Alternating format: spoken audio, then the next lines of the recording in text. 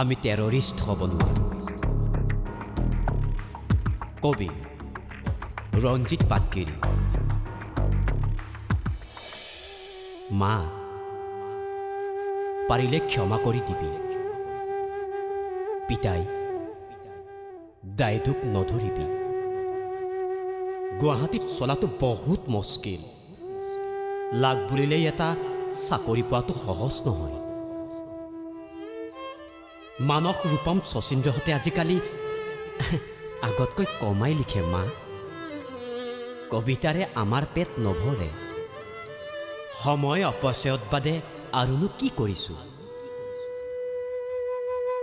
আমি জহন নামে গৈছো। পিতাই, কিয় লিখি আছো? কাৰ বাবে লিখি আছো? এবাৰো নুসুধিবি। যেন ফাল্টু কামহে কিছুমান কৰি আছো। আজিলৈ কোনো মাকে কৈ পোৱা নাই তই ডাঙৰ হৈ কবি হবি। কোনো দেউতাকে গৌৰৱ কৰি পোৱা নাই মোৰ ল'ৰাই কবিতা লিখে বুলি। ইমানে বেয়া কাম বাৰু কৰি আছোনে আমি?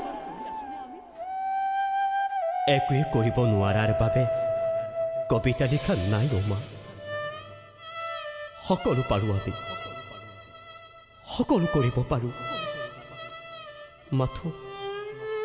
মাথো টেৰৰিষ্ট হ'ব নোৱাৰো।